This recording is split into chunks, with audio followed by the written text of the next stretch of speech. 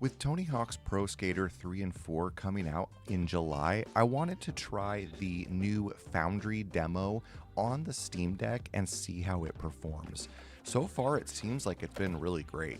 I went into the video options. Now, I did lower the resolution just a tiny little bit as I am doing a screen capture, and it seems to help it a little bit. In handheld mode, it seemed fine. The resolution's basically the same.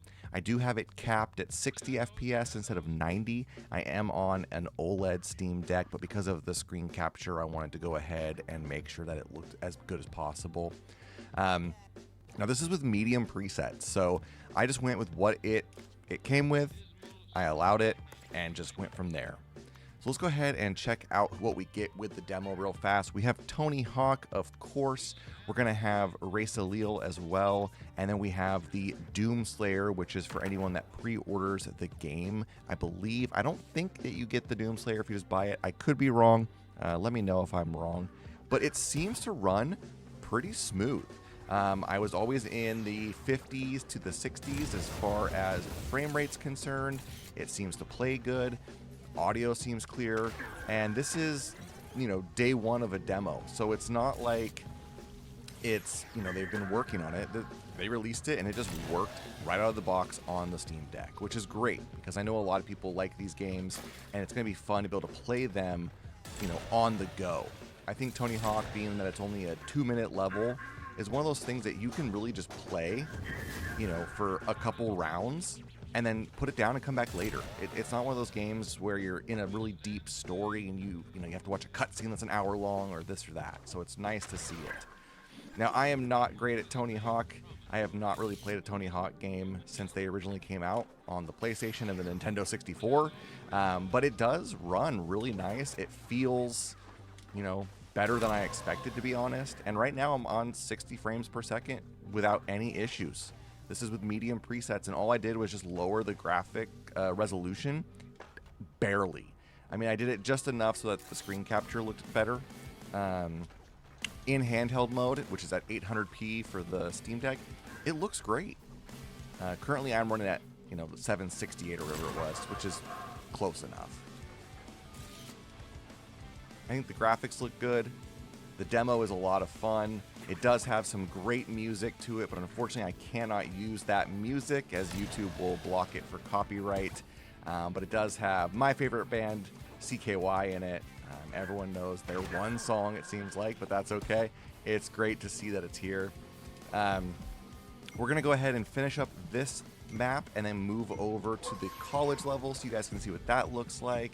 And again, don't really worry about my gameplay so much, as I am not a Tony Hawk professional, but just look at, this is on the Steam Deck day one, and we're at 60 frames per second, really with no issues. I think the lowest I saw it dip in a game was 48 at one point, which still is very, very playable. Now, I do want to go ahead and actually show you guys one more thing. We'll use the other one. There is a second appearance for the Doomslayer. And if you go to apparel, you get the retro Doomslayer from the original Doom 1 and 2 games. I grew up playing those games, so being able to skate as him in that outfit is just really cool to me. The loading times into levels seems really good. And once you're in the level, if you need to replay it over and over and over, to get all your challenges done in the real game, there's not really any loading at all, which is just awesome to me. Now, oh, that was a terrible way to start it. Here, let's restart it just to show you guys. So if I restart the run, what was that, 2 seconds to restart a run? I mean, that's pretty great. We do get this amazing, right here, this amazing special, the Rip and Tear. He pulls out a chainsaw and does a crooked grind with it, which is really cool.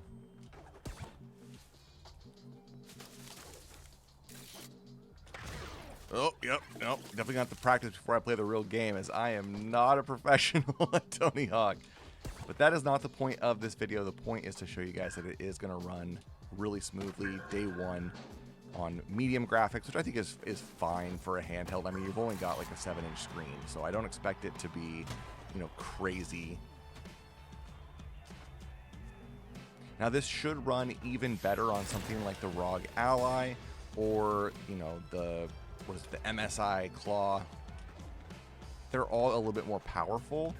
I went with the Steam Deck though because it is running Linux, and as a Linux user, that was what I wanted.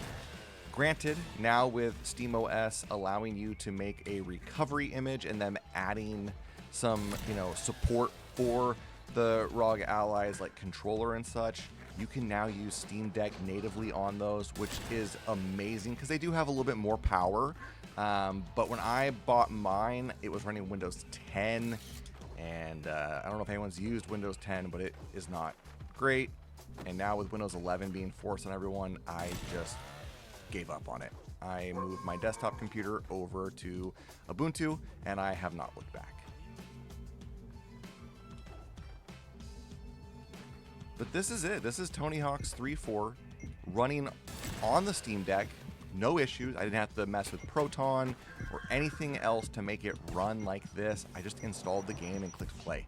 And to me, that's all that matters. You know, I want to see Linux succeed. And if they make it where all I have to do is just push a button and I'm playing the game, you know, it really is that console experience. I hope you guys enjoyed the quick look at Tony Hawk Pro Skater 3 and 4. Let me know in the comments below if there's other games you want me to show you running natively on the Steam Deck or just Linux in general. I plan on reviewing more and more games as they come out, and I hope you guys stick around for the journey and consider hitting that subscribe button. Thank you so much for watching, and I'll see you guys in the next video.